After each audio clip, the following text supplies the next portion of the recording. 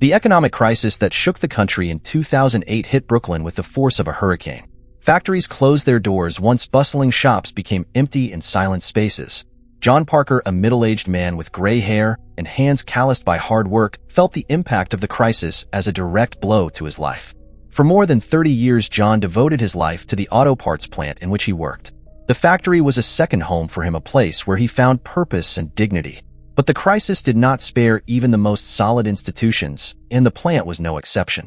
On a cold November morning, John was summoned to the manager's office. The manager, a young, well-dressed man, looked uncomfortable as he flipped through some papers on his desk.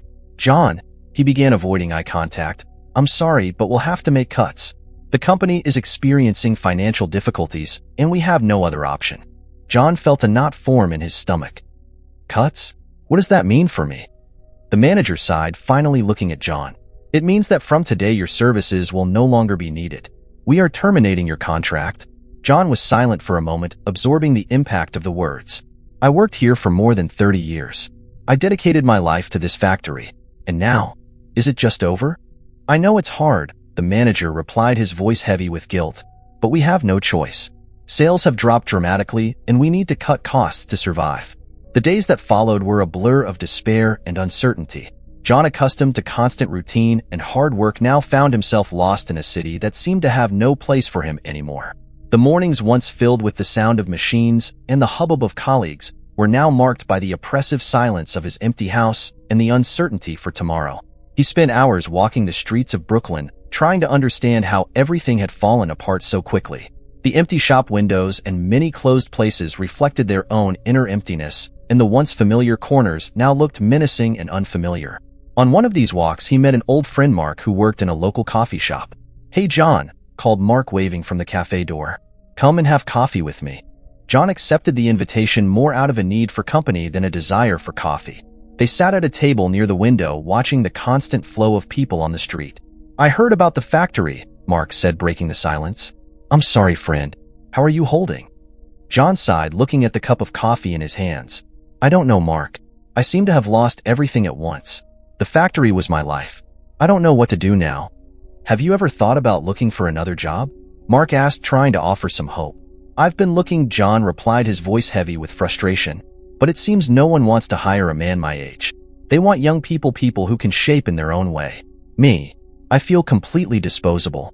I don't know what I'll do, Mark. Soon my savings will be gone." Mark nodded, understanding his friend's pain. "It sucks, man. But you have to believe that something will turn up. Maybe it's not what you expected, but there's always a way to move forward." "Move on," John muttered, more to himself than to Mark. "But where to? And how? I feel like I'm floating directionless." Mark put his hand on John's shoulder, a gesture of silent solidarity. "You'll find your way, John. You are strong. Stronger than you think." The days continued to drag on, each heavier than the previous. John began to avoid the busy streets, preferring the lesser-known paths of the neighborhood. He did not want to meet acquaintances, did not want to answer questions, or face pitying glances. At home, the loneliness was almost unbearable. The absent presence of his wife, who had passed away years earlier, seemed to echo in every corner of the house. His pictures, still hanging on the walls, were painful reminders of happier times. John felt himself sinking into a deep melancholy, a void that the daily routine of work before had helped to fill. He began to spend more time in the local park, watching children play and couples walk hand in hand. It was a place where he could lose himself in his thoughts, where time seemed suspended. On one of these afternoons, he met Rachel Green, a widow who also knew well the pain of loss. She was sitting on a bench, her children playing nearby. Rachel was a figure of resilience, someone who, despite everything, still found the strength to keep going. Rachel looked at him, her eyes full of understanding. "John," she called softly, "come sit with me." He hesitated for a moment, but eventually joined her on the bench. They sat in silence, sharing the quiet companionship they both needed. "I heard about the factory," Rachel said, finally breaking her silence. "I'm sorry." John sighed, looking at the horizon. "I lost my job, Rachel, and with him I lost my identity. I don't know who I am anymore without that job. And the worst, I know many are in the same situation. It hasn't been easy. You are more than your job, John. You'll have some way out of this." Rachel took a deep breath and started talking about her own life, her voice soft and compassionate. "My husband Tom, you knew him. He worked in construction. He was a good, strong, and dedicated man. We had plans, dreams, but everything suddenly changed. One day, while he was at work, there was an accident. A piece of construction broke loose and fell on top of him. John looked at her, eyes full of empathy and sadness. "Me. Saw thee." She nodded, a sad smile touching her lips. "It was 3 years ago. I received compensation from the company, but the money did not last forever. The bills have already started piling up, and even with what's left of the process, it's getting tough. So I know how you feel about all this." John felt a tightening in his heart, understanding the depth of Rachel's struggle. Rachel continued, "It wasn't easy, and it still isn't. But I learned that we need to firmly believe that something will come up no matter how difficult it seems. Sometimes it's a matter of continuing to walk even if we don't know exactly where we are going." John looked at Rachel, absorbing her words. "You're right. Stopping is not an option. We have to keep going somehow." Rachel smiled, her gaze softening. "You know what, John? Walking alone is more difficult. But if we have company, the path seems a little less daunting. So if you need advice, know that I'm here." Your wife, Katerine, was a fearless woman. She believed in you. "Thanks, Rachel." As the sun set, casting long shadows over the park, John felt a small spark of hope light up in his chest. Maybe, just maybe, he could find a new path. And with friends like Rachel by your side, this path could be less lonely. Night fell on Brooklyn, and John Parker found himself sitting at his small kitchen table, the distant sound of the neighborhood coming in through the open windows. The meeting with Rachel had planted a seed of hope in his heart, a small flame that he feared to extinguish. He needed a plan, something that could give you a purpose, a direction.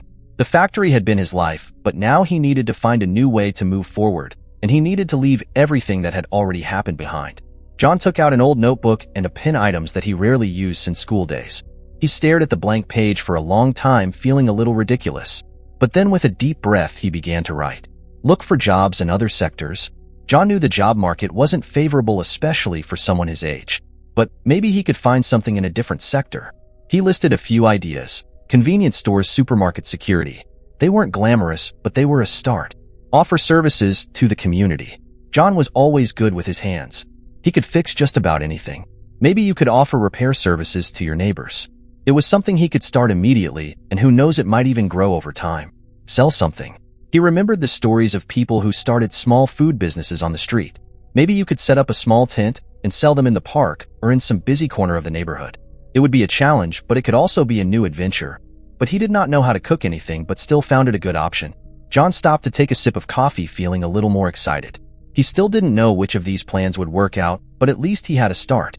He got up thoughtfully, walked around the house, trying to reason out the next step, but with the cabinets almost empty, he decided to go shopping. Maybe the walk would help him think of something. John Parker walked the streets of Brooklyn, his hands clasping the shopping bag that swung heavily on his tired arm.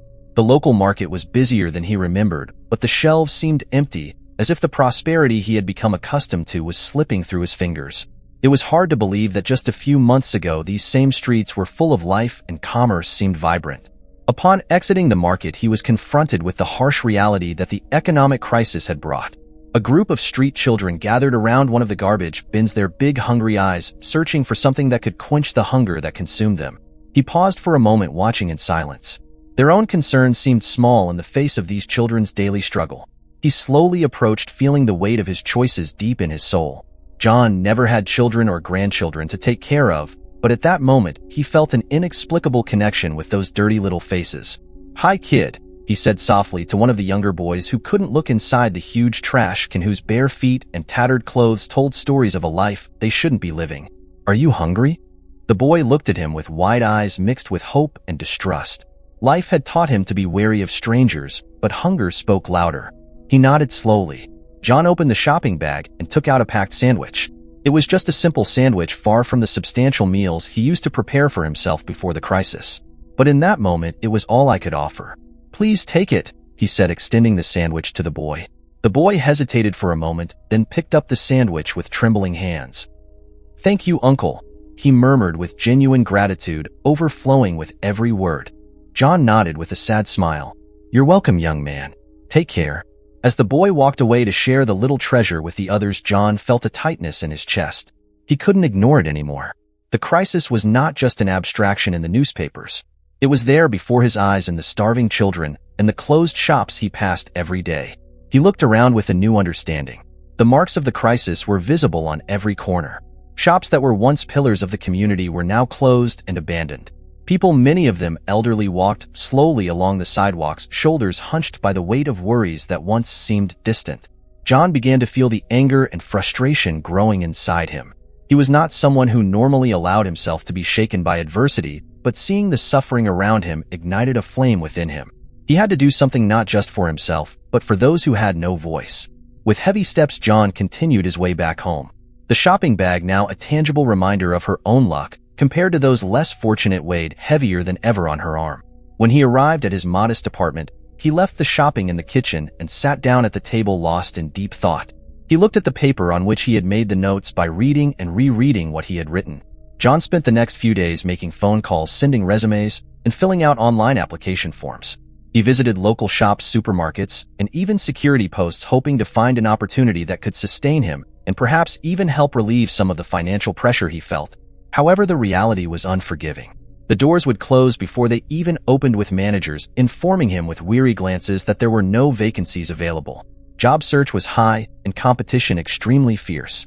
It was as if all the doors were being slammed in his face. John felt the frustration grow inside him with each refusal, with each interview that resulted in nothing. He began to question his abilities, his experience, wondering if he would ever be able to find a place in the labor market again, and was afraid of going hungry. When these thoughts came, he would bless himself and say to cancel that idea. However cruel the reality around him was, he refused to give up. He had to keep trying, not only for himself, but also for the plans he had begun to draw up. The nights were the worst. He lay on his bed, staring at the ceiling with a mixture of exhaustion and anxiety. The thought of not being able to find a job was beginning to weigh on him like a stone. He wondered if Rachel was right in saying to keep believing. How could he keep the faith when everything around him seemed to be falling apart? One afternoon, after another day of rejections, John decided to take a walk around the neighborhood. He needed fresh air, a break from the constant pressure he felt in his mind. He walked the streets that he now knew so well, but that looked different. The empty shops, the buildings with the broken windows, were a constant reminder of the crisis that plagued not only his life but the lives of everyone around him. He stopped in front of a shop that used to be a meeting place for the local community. The sign was blacked out, the windows covered in dust. He wondered what had happened to the owner, to the employees he used to see every day. Where did they go? What happened to their lives? As he watched, an elderly woman walked past him carrying shopping bags that seemed to weigh as much as his own worries. She looked at him briefly, her sad, tired eyes meeting his for a brief moment before continuing on her way. John felt a lump form in his throat. He was not alone in this fight. There were so many people like him trying to survive as best they could. He had to keep fighting, not just for himself, but for all those who were being affected by the same relentless crisis. That evening, back in his lonely apartment, John looked again at the notepad on the kitchen table. It was time to reassess your options, to consider new strategies. He could not rely solely on conventional jobs that seemed unattainable. He needed to think outside the box, find a way to create an opportunity where there was none. With a renewed determination and a plan in mind, John Parker decided he needed to take action to create his own opportunities. He knew that waiting for a conventional job wasn't paying off, so he chose to offer helpful services to the community. It was time to adapt and seek creative solutions to the challenges he faced. That sunny morning, John sat down at the kitchen table with his notepad and began to scribble a small leaflet. Carefully, he listed his services: minor home repairs, installing shelves, simple plumbing repairs, and any other task he could accomplish with his manual skills. He printed dozens of copies of the leaflet on his modest printer, each a promise of mutual help between him and his neighbors. With the stack of flyers in hand, John left the house the next morning with a determined smile on his face, ready to face the day. He walked the streets of the neighborhood, distributing the leaflets door to door. At each residence, he briefly explained his skills and offered his services. I often encountered closed doors or people who seemed reluctant to trust a stranger to enter their homes. But he was not discouraged. "Good afternoon, neighbor," he would begin, his voice calm and friendly. "My name is John. I am offering home repair services. If you need anything fixed, I'm here to help." Some looked at him suspiciously, while others accepted his leaflet with evident gratitude. He knew that he needed to earn people's trust, show that he was reliable and capable of doing the job. John also made a point of handing out his flyers to people passing by on the street. He would approach with a smile and offer his brochure, briefly explaining his services.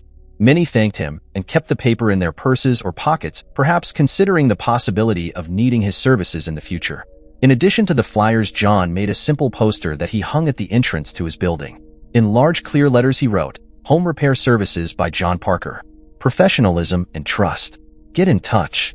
He hoped that the residents of the building and passers-by would see the sign and consider his abilities when they needed help. At the end of the day, John returned home with a mixture of hope and nervousness. He knew it wouldn't be easy to get customers right away, but he had taken the first important step. Now it was a matter of waiting and seeing if his initiative would bear fruit. Sitting at the kitchen table, he looked at the pile of leftover leaflets. His thoughts were full of possibilities and uncertainty about the future. He could not predict what would come next, but he knew that he had done everything he could that day to change his situation. With a sigh of determination, John picked up his pen and added a new entry to his notepad: tomorrow. Looking for ways to expand my reach and offer more services.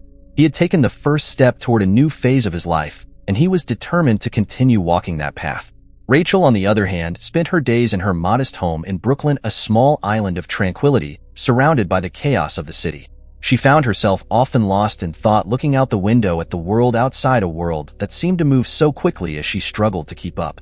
The loss of her husband, a victim of an accident at work a few years ago, still weighed on her heart. And now, with the savings he had left slowly draining away, she felt the weight of responsibility grow on her shoulders. It was like he was in a race against time to keep his head above water. Sitting in her favorite armchair in the living room, she flipped through the bank statements with a mixture of determination and despair. Every penny counted now more than ever, and she knew she needed to be careful with every financial decision she made. But even with all her caution, it was hard not to feel consumed by fear of the unknown. Rachel was a strong woman used to facing challenges head-on. She wasn't the type to give up easily. But there were days when the uncertainty of the future seemed to suffocate her, leaving her with a feeling of lethargy that she struggled to push away. She knew she needed to find a way to get back on her feet, just as she had encouraged John to do when they talked in the park. But sometimes it was easier said than done. Life seemed to have a cruel way of testing her resilience day after day. Over the weeks, Rachel found comfort in the little routines she had created for herself. She busied herself with household chores, reading books that transported her mind away from daily worries, and occasionally went for a walk around the neighborhood, seeking a breath of fresh air and a moment of clarity. But even those quiet moments were punctuated by the harsh reality he faced. She looked at her husband's photos, remembering the dreams they shared and the promises they made. She missed his comforting presence by her side, especially now when she needed support so much. Rachel knew she needed to find a source of hope to keep fighting. She clung to the happy memories she shared with her husband, finding strength in his memories and the promise of a future he would have wanted for her. In the evening, as she lay in her lonely bed, Rachel reflected on the day that had passed and on the challenges that were yet to come. She silently prayed for guidance and strength, seeking a light at the end of the tunnel that seemed so far away. She knew she couldn't let despair overwhelm her. She had to find a way to move on, not just for herself, but in honor of the love she had shared with her husband. It was a lonely and painful journey, but Rachel was determined to keep fighting one day at a time. Rachel Green, as she faced the daily challenges of her current life, couldn't help but think of the dreams that once fueled her soul. When she was younger, before she met her husband, and before responsibilities piled up, she dreamed of being a renowned pastry chef. The sweet smell of pasta baking in the oven, the magic of mixing ingredients to create edible works of art. All this fascinated and inspired her. She remembered the afternoons spent in her mother's kitchen experimenting with simple recipes for cakes and cookies. The joy of seeing the smile on their family members' faces when they tasted their creations was a reward in itself. Rachel dreamed of one day opening her own confectionery shop, a place where people would come not only to taste her sweets, but to create special memories. However, life has a way of diverting us from the paths we imagine. When she met her husband, she fell deeply in love, and together they built a solid life. He supported her in all her endeavors, but as the years went by and the responsibilities grew, the confectionery dream became more and more distant. Rachel devoted herself to supporting her husband in his career and taking care of their home. She did not regret the choices she made, but sometimes wondered what could have been if she had followed her heart and pursued her passion for confectionery, especially at a time of crisis like that. Now, in the midst of her crisis, Rachel was beginning to feel a silent call back to her old dreams. As the savings her husband had left dwindled and the uncertainty of the future hung over her, the idea of returning to the kitchen began to take shape in her mind. She found herself leafing through old cookbooks, remembering the tricks and techniques she had learned as a young woman. The flavors and textures of the desserts he used to create flooded his memories, bringing a comfort he hadn't felt in a long time. One afternoon, while organizing her belongings in the kitchen, Rachel found an old recipe book that her grandmother had given her years ago. The yellowed and stained pages of use were a window into the past, a reminder of his connection with the confectionery art. She closed her eyes for a moment, imagining herself again, standing in front of a stove, mixing ingredients with love and precision. The idea of getting back to doing what she loved, not just as a distraction but as a possible source of income, began to grow inside her. Rachel knew that opening a confectionery shop now, in the midst of the economic crisis, was a big risk. But she also knew that she could no longer ignore her desire to bring a little sweetness to the world even in dark times. And so, with a mixture of excitement and determination, Rachel began devoting her free time to developing new recipes, testing flavor combinations, and refining preparation techniques. She had in mind not to create something big with several varieties of sweets and different recipes. She needed to find something that was tasty and also had a low cost of production, but that sold well. Because of this, she spent several days locked at home reading recipes and testing them, meticulously noting when she spent one of them at home. As the aroma of vanilla and chocolate filled her kitchen, Rachel felt a flame inside her rekindle. She didn't know if she would be able to fulfill her old dream completely, but she knew she was on the right track to rediscover a part of herself that had been dormant for too long. John Parker was sitting at the kitchen table, looking out the window at the neighborhood he knew so well. The last 2 weeks had been discouraging. Despite his tireless efforts and door-to-door leaflet distribution, he had yet to secure a single customer for his home repair services. Frustration grew inside him with each day that passed without a call or a cry for help. He wondered where he had gone wrong, if his skills weren't good enough, or if the market simply didn't need what he had to offer, or even if people were so tight financially that they didn't need someone to tidy up their things, and either did it themselves or left it spoiled. Sitting on his couch, he reflected on the conversations he had had with the residents of the neighborhood. Some seemed interested, but many seemed hesitant to trust a stranger to work on their homes. He understood her fears, but that didn't lessen the pain of seeing her dream trickle through her fingers. John remembered Rachel's words in the park, encouraging him to believe that something would come of it if he kept trying. However, it was hard to keep faith when the reality was so unforgiving. He looked at the notepad in front of him, now filled not only with ideas, but also with phone numbers and names of people he had visited. Each line represented a dashed hope, a step taken in the wrong direction. One afternoon, while walking through the neighborhood, John found the brochure he had made himself. Home Repair Services by John Parker. The crumpled paper and thrown on the street was a cruel reminder of his hopes and unrealized expectations. He wondered if he should give up, if he should look for something else to do. But then a voice in her mind echoed Rachel's words, "Don't stop walking in any direction whatsoever." With a heavy sigh, John decided that he couldn't give up so easily. He had nothing left to lose and much to gain if he kept trying. He needed to find a way to stand out, to show people that he was reliable and capable. That evening, he reviewed his brochure and made some changes. He added a brief introduction about himself, highlighting his experience and dedication to the job. He added fictitious testimonials from satisfied customers, hoping that this could inspire confidence. The next day, John decided to change his approach. Instead of just handing out leaflets, he spent more time talking to residents, getting to know their concerns and explaining how he could help solve their domestic problems. He also thought about expanding and even going to the center of New York. Maybe there would be more people there who needed his services. He was going to visit shops and see if he could leave some leaflets in their windows. John was about to leave the house that sunny morning, carrying with him a stack of newly updated brochures, and with renewed hope. He planned to go to downtown New York to distribute his flyers in busy areas, hoping to attract new customers to his home repair business.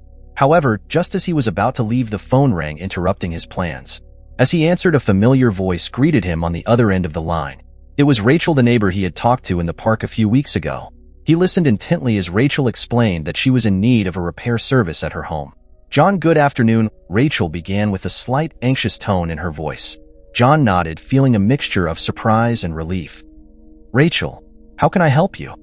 Rachel explained that one of the pipes in the kitchen sink had started leaking water the night before.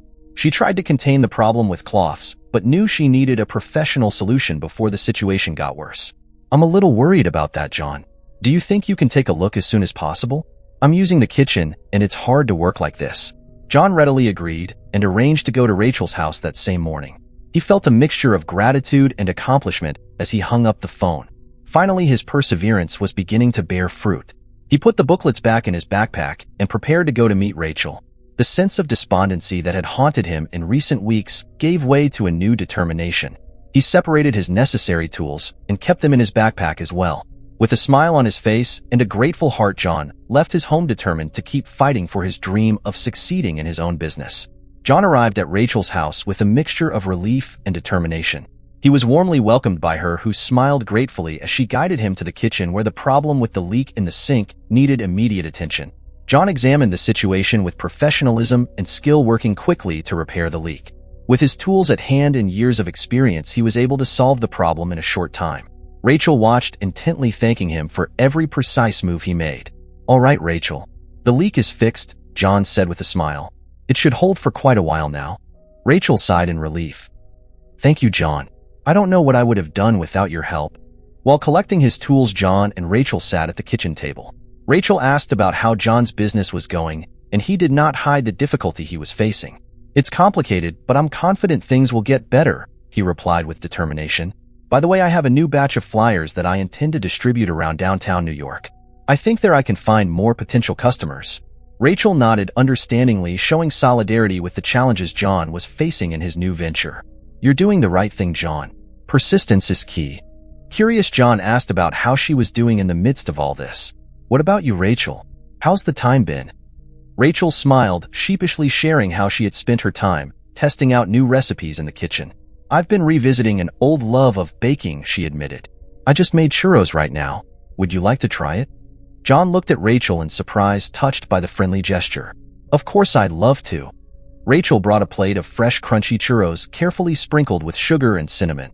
She watched anxiously as John tasted the candy.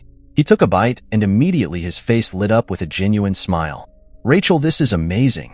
Seriously, you have master hands in the kitchen," he praised, impressed by the perfect taste and texture of the churros. Rachel laughed, happy at John's positive reaction. "Glad you liked it. It's nice to be able to do something I really love." The two continued talking, sharing stories and dreams, while the delicious aromas of churros filled the kitchen. For John, that moment wasn't just about repairing a leak or savoring a delicious treat. It was about the human connection and renewed hope they both shared. Rachel shared her plans with John as they savored the freshly prepared churros in the kitchen. She explained that despite the uncertainties, she was determined to start selling her culinary creations soon. "It's all in the testing phase," she admitted with a hopeful smile. "But I plan to set up a small bank here in the neighborhood. Who knows, maybe even selling those churros you just tried." John was genuinely happy to hear this. He admired Rachel's courage and initiative in the midst of difficulties. "That's wonderful, Rachel," he said truthfully. "I'm sure your recipes will be a success, and I'll be here to support you if you need anything." Rachel thanked him gratefully, feeling encouraged by John's support. After paying for the repair service at the sink, the two said goodbye with a warm hug and wishes of good luck for their respective endeavors. As he drove toward downtown New York, John reflected on his encounter with Rachel. He felt refreshed by the conversation and inspired by her determination to follow her heart. He knew he had a long road ahead of him to win customers for his business, but he felt a new confidence in his abilities and the direction he was heading. Arriving in the busy center of the city, John began his pamphlet distribution journey with renewed vigor. He approached each person with a smile and a brief presentation of his services, hoping to find those who needed his help. As the day wore on, he distributed leaflets in shops, cafes, and offices, talking to potential customers and exchanging contacts. He felt the vibrant energy of the city and allowed himself to be guided by the hope that each leaflet delivered could mean a new opportunity. At the end of the day, as he drove back home, John felt tired but satisfied. He knew that success would not come overnight, but he was confident that every effort was worth it. He had a new purpose and a clear goal in mind. Arriving home, he saw the remaining pamphlets in his backpack ready to be distributed the next day. He was determined to continue his entrepreneurial journey, knowing that each step brought him a little closer to his dreams of success and fulfillment. 2 weeks have passed since John Parker returned home with renewed hopes after meeting Rachel and his pamphlet distribution journey in downtown New York. However, these have been unforgiving weeks for him. There was not a single customer call. No new opportunity arose. Disappointment and despondency began to weigh on his shoulders like an unbearable burden. On lonely nights, John found himself on his knees in silent prayer. He wept not just in frustration, but in deep anguish. Their savings were rapidly depleting. Next month's rent hung like an ominous shadow over his worried mind. He wondered where he had gone wrong. His thoughts turned to all the times he had tried all the pamphlets, delivered all the unfulfilled promises. The faith that Rachel and some friends were trying to instill in him was slowly fading away. It felt like the world was conspiring against him. The next morning, John woke up with a lump in his throat. He struggled to keep his composure and face the day, but uncertainty and fear consumed him from the inside. He tried to find comfort in the little things and the memories of better times, but the gloomy present seemed to offer no way out. He felt like he was adrift on a stormy sea with no direction and no hope in sight. Each day became a battle to maintain his dignity and his sanity. He struggled with the sense of failure that constantly haunted him. However, amid the darkness, a small light of hope still shone in the depths of his heart. And so despite the emotional storm that consumed him, John Parker found the strength to continue. He knew he couldn't give up now. He had to find a way to overcome this challenge, even if it was the biggest of all the challenges he had ever faced in his life. And as the nights continued to pass, he kept praying, fighting his own inner demons, hoping that one day things would change for the better. He wasn't sure how or when, but he had to believe there was a light at the end of the tunnel, even if it seemed too far away to reach. Sitting on a Brooklyn Park bench, John was lost in his dark and discouraging thoughts. His distant gaze reflected the disappointment that gripped his heart as he wondered where he had gone wrong and what more he could do to turn the situation around. The weight of failure seemed to crush him, making every breath a struggle. It was at this moment of deep introspection that Rachel appeared, walking with light steps and a gentle expression on her face. She immediately noticed the melancholy that enveloped John and approached him gently. "John," she called softly, sitting down beside him. "How are you?" John looked up, surprised to see Rachel there. His tired eyes met hers, and he sighed heavily. "Rachel, I'm just trying to deal with it all," he admitted, his voice heavy with sadness. "My business is horrible. No more customers came up, and I don't know what else to do." Rachel listened intently, her compassion showing in her gaze. "I understand, John," she said sympathetically. "Things haven't been easy for me either. Have you already started selling your delicious creations?" John asked, trying to shift the focus of the conversation. Rachel shook her head with a sad smile. "Not yet, John. I'm doing some tests, but nothing definitive yet." John nodded understandingly, sharing the feeling of uncertainty that surrounded his own endeavors. "It's hard, isn't it?" he muttered. Rachel agreed, her expression reflecting a mixture of frustration and determination. "It's hard, but we can't give up. We have to keep trying even when it seems impossible." She pondered for a moment, choosing her words carefully before speaking again. "Well, John, the first wanted to meet you because I wanted to make you a proposal." John's eyes widened slightly with curiosity. He waited in silence while Rachel continued. "I have some recipes, as you know," Rachel began, choosing her words cautiously. "And I was thinking that the only way to really find out which one has the potential to sell well is to try it in practice.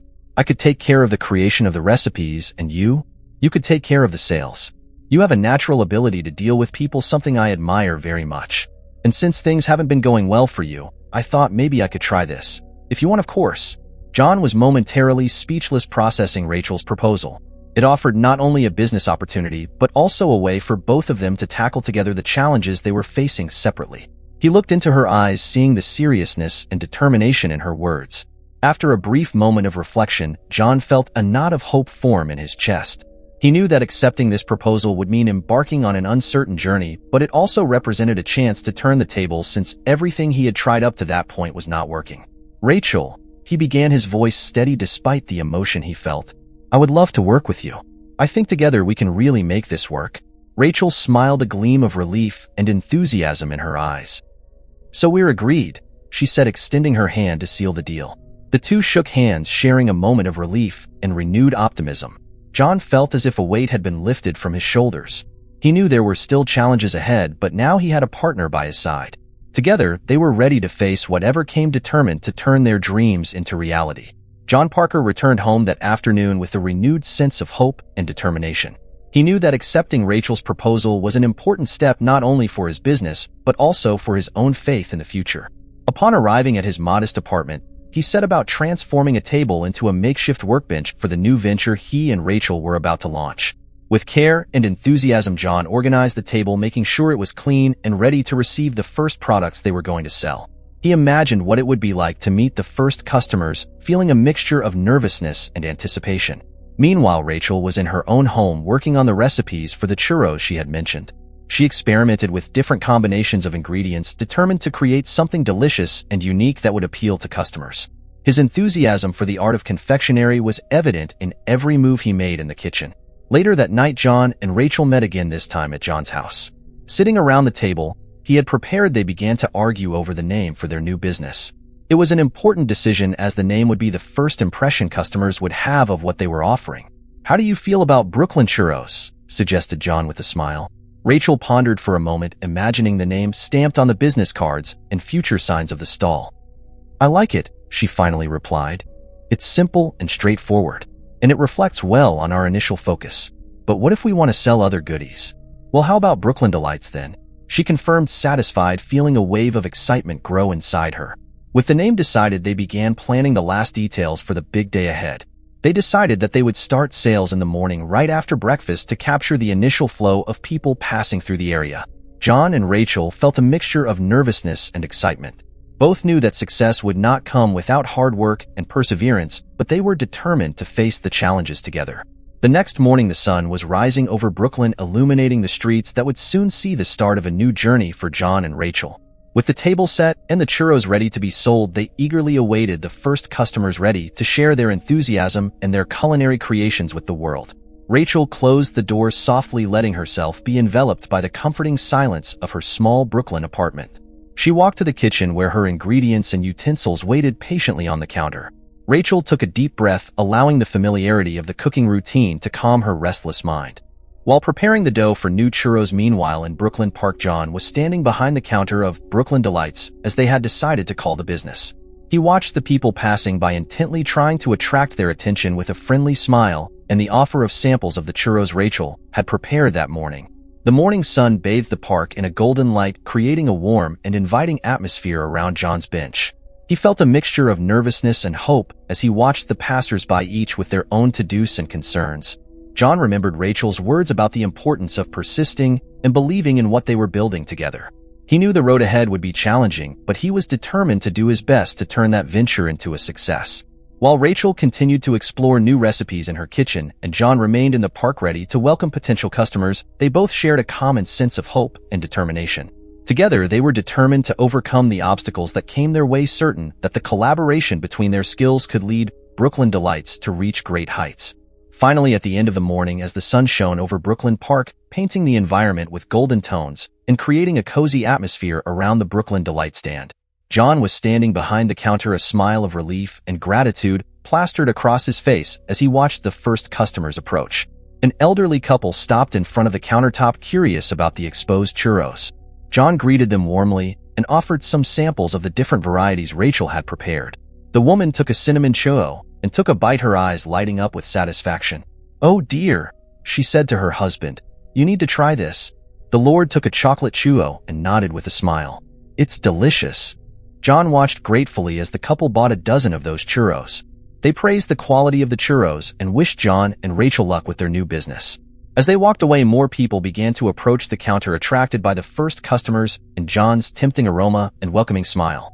Throughout the morning, other customers bought the churros from Brooklyn Delights. Some were locals who passed through the park regularly, while others were curious tourists who ventured through the area. Each sale brought a little more confidence and excitement to John and Rachel. Meanwhile, in her kitchen, Rachel continued to experiment with new recipes and perfect churros that were becoming a hit with customers. She felt a mixture of relief and excitement, knowing that her creations were being appreciated. Late in the morning, John and Rachel met again on the bench. They shared a tired but radiant smile, a reflection of the modest success they were beginning to achieve. Together, they looked to the future with renewed determination and hope, ready to face the challenges and opportunities that lay ahead. After lunch, John returned to the Brooklyn Delights counter, refreshed and determined to continue with the afternoon sales. The sun still shone over Brooklyn Park, creating a quiet and inviting afternoon. As John organized the churros on the countertop, he noticed a group of street kids playing not far away. The scene brought a mixture of sadness and compassion to his heart. He knew how difficult it was for these children to grow up in such adverse circumstances. However, John focused on his work, greeting passing customers and offering samples of the delicious churros. The afternoon was calm, with some people stopping to buy the freshly prepared sweets. Over time, the need to go to the toilet became urgent for John. He looked around, looking for a solution to continue operating the workbench without interruptions. His eyes landed on the group of street boys who seemed to stare curiously at the countertop. John approached the boys with a kind smile. "Hey, can you help me for a moment?" he asked, pointing to the churro stand. "I need to go to the bathroom quickly. Could you guys take over the bench for a few minutes? I'll buy you guys a churros when I get back." One of the boys, a thin boy with curious eyes, looked at John with initial suspicion, but then a gleam of hope crossed his face. "Really?" he asked, a shy smile appearing on his lips. John nodded. "Sure. I'll be back in a few minutes." Can you help me out? The boy agreed, excited about the possibility of winning a churros. John left the countertop in the boy's care, trusting him to take care of the churros and keep everything in order as he quickly walked away towards the nearest bathroom. The boy, whose name was Michael, was only 10 years old, but he already knew well the difficulties of life on the streets of Brooklyn. He lived with his mother in a small rundown apartment on the outskirts of the neighborhood. Their mother, Maria, worked long hours as a cleaner to try to support them both, but the salary was meager and barely covered rent and basic expenses. That morning, Michael had woken up with his stomach rumbling with hunger. There was no food in the house except for a few crumbs of hardened bread. He knew that his mother had left early for work, leaving him alone with the promise that she would bring something to eat when she returned. When John, the churro vendor, approached him with the offer of a churro in exchange for helping tend the counter for a while, Michael hesitated. He was hungry, and the offer was tempting, but he also felt responsible for taking care of his mother and didn't want to get in trouble. However, the promise of food was too strong to resist. Michael accepted John's proposal and approached the churro stand, looking shyly at the sweets on display. While tending to the countertop in John's absence, Michael could smell the delicious smell of churros, which only increased his hunger. He tried not to think about it, focusing on keeping the churros organized and serving customers politely. With John taking longer than expected to return, Michael began to feel an intense hunger. He looked around, tempted by the freshly prepared churros on the countertop. The sweet and tempting aromas filled the air, increasing his anxiety. He began to eat small lumps of sugar dropped on the counter. He tried to resist by fighting the growing hunger. He knew it wasn't right to eat the churros without John's permission. However, the temptation was irresistible. With his stomach rumbling and his hands shaking with hunger, he grabbed a churros and took a desperate bite. The hot, crunchy taste of churros flooded his mouth, bringing momentary relief to his hunger. He looked around, worried that someone might see him and scold him.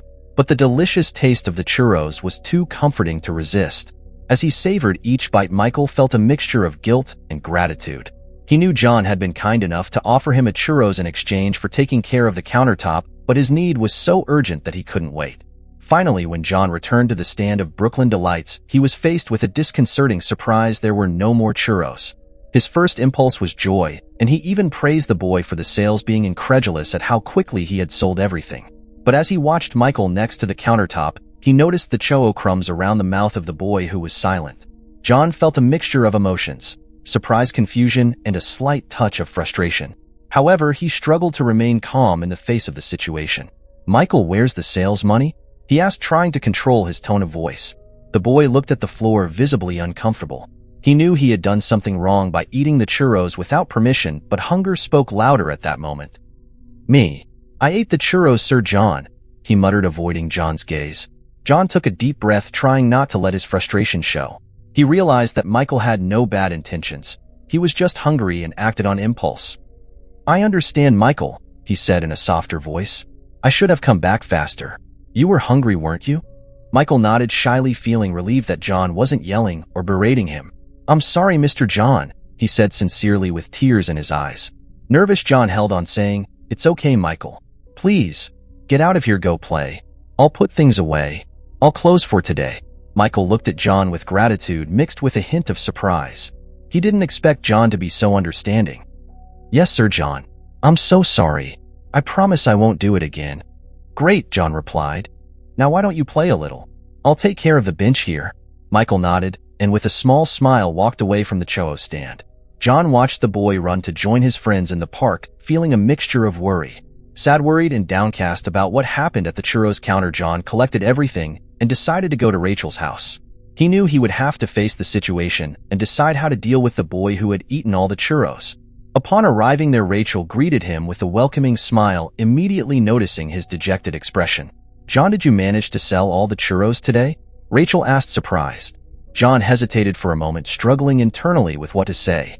Finally, he decided not to complicate things further and ended up lying, "Yes, Rachel, all have been sold." Rachel nodded, looking relieved. "How great. You did a great job, John.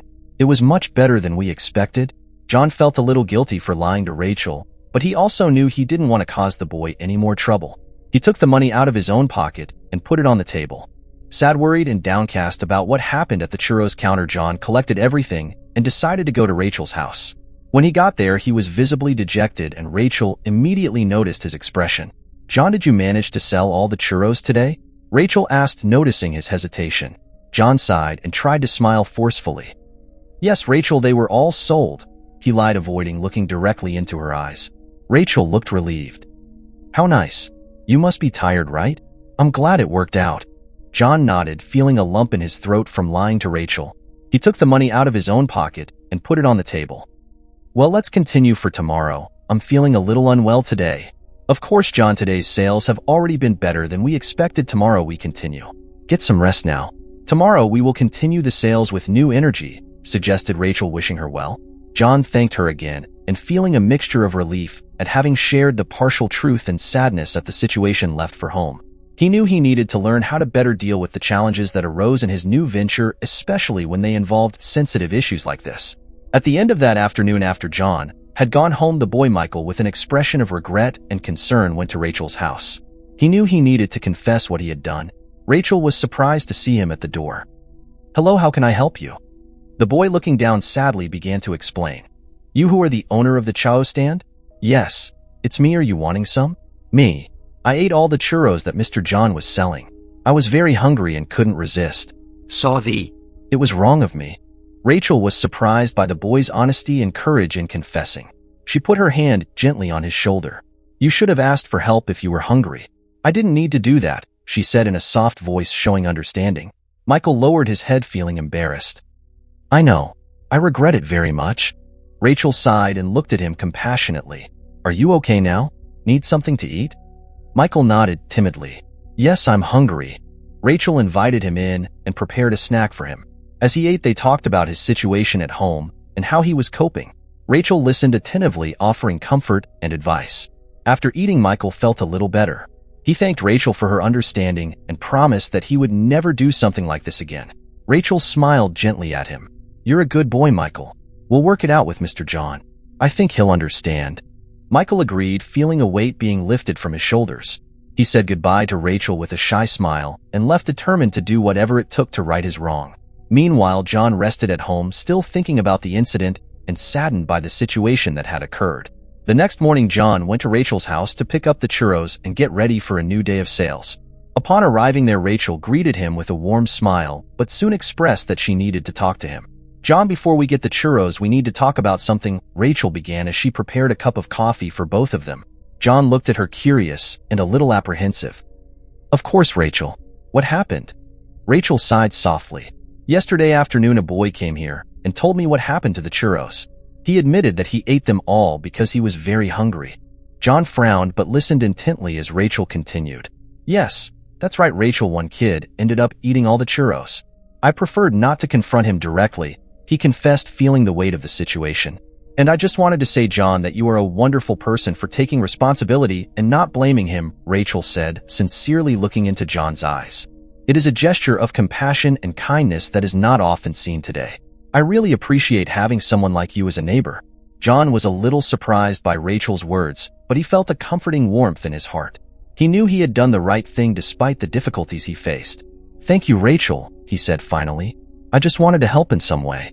Michael's situation touched me, and I just hope he's okay. Rachel nodded with a smile. I'm sure he'll be fine. You brought a light of kindness to this situation, and I am even more sure that everything will work out. The two shared a moment of quiet silence, reflecting on what had happened. So John grabbed the churros and prepared for sales day, feeling a little lighter and more determined. As the days went by, John and Rachel's churro stand began to thrive more and more. Sales increased, and the reputation of delicious churros spread throughout the neighborhood. With the success of the business, they saw an opportunity to expand. One day, during a lively conversation at the stall, John suggested to Michael, Michael, you've been a great helper here getting the churros out to people. How about working with us more officially? We could hire you to do door-to-door sales around the neighborhood. Michael, with a smile on his face, immediately accepted the offer. Of course, John. I'd love to. With Michael's help, sales continued to grow. The business prospered so much that John and Rachel decided to expand further. They began to look for a place to rent where they could sell not only churros but a variety of sweets made by Rachel. After a few weeks of searching, they found the ideal place in the center of the neighborhood. It was a cozy little space perfect for a pastry shop. With enthusiasm, they signed the lease and began to transform the space. Rachel was overjoyed at the opportunity to resume her old dream of being a pastry chef. She began experimenting with new recipes and perfecting her sweets, while John took care of the administrative part and sales. Soon the confectionery was ready to open its doors. John, Rachel, and Michael were all nervous and excited on the opening day. They decorated the store with colorful balloons and samples of their best sweets. People from the neighborhood began to arrive curious to try the delights they had heard so much about. As the day progressed, the bakery was filled with happy customers savoring Rachel's crunchy churros and the most varied and delicious sweets. The success of the business was visible in the smiles and compliments of satisfied customers. John looked around feeling a mixture of gratitude and accomplishment. He thought about how it all started with a simple churro stand in the park, and now they were fulfilling a bigger dream together. At the end of the day, when they closed the bakery, John and Rachel hugged, celebrating not only the success of the day, but also the journey that brought them there. They knew that there was still a lot of work ahead, but they were ready to face any challenge that came. Thank you very much to those who have supported the channel financially through the link in the comment pinned. This helps me to bring more and more stories to you. And don't forget to like and also subscribe to continue receiving the new stories.